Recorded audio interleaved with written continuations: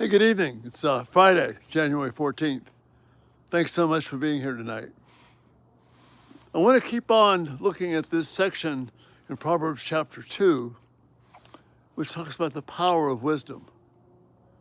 And this morning I looked specifically at verse 10, and I'm using Bruce Walke's translation because it gives us a little closer feel to the Hebrew. Your translations are fine, no problem, just a little closer to the Hebrew here.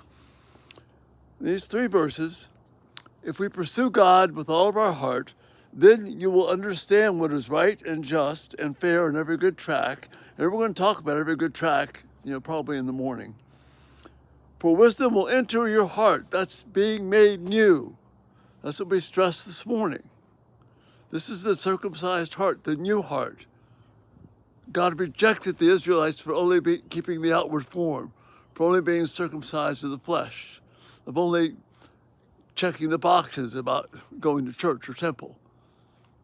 But rather what he wanted was the heart. So here Solomon is talking about wisdom entering the heart and producing an appetite, a desire for the pleasant things of God and wisdom. But then this does something special for us. And this is what I want to focus on tonight.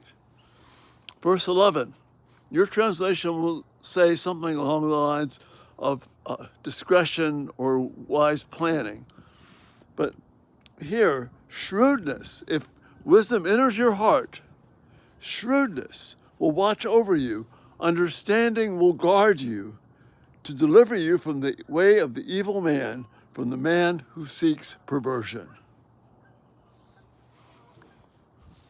There's a skill, there's a strategy, there's a cunningness, the right kind of cunningness, that we become to love the things of God when we get excited about them, when they enter our heart, when they become part of the DNA of who we are as people.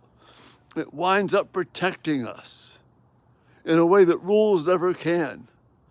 I've been amazed how much that these opening verses of chapter 2 of Proverbs are so similar to Colossians and the lines in chapter 2 of Colossians in verses 8 through 23. There's this warning here to pursue God, but God gives us a strategy.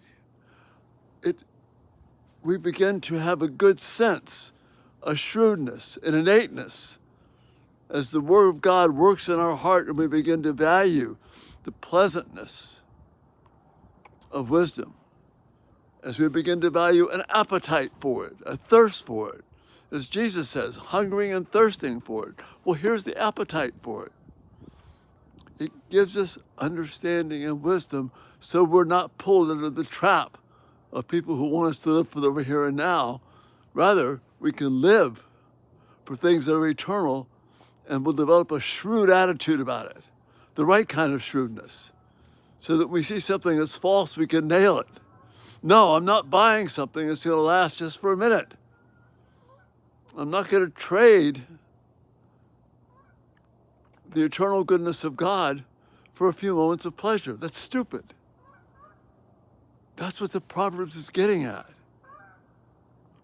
You see, rules, we got some geese flying overhead. Love that. Hope you can hear them. This, I don't know if you can see them or not, but anyway, it would be really cool.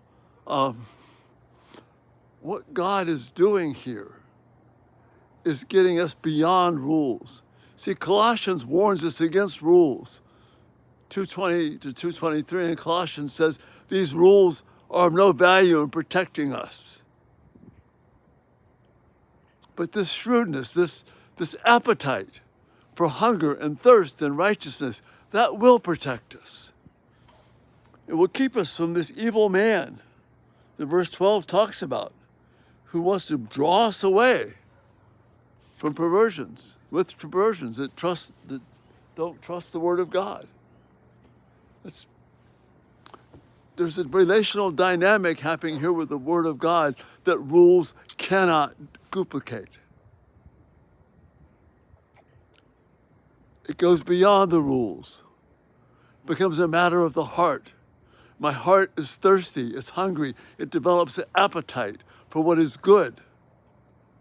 for what is going to keep me safe,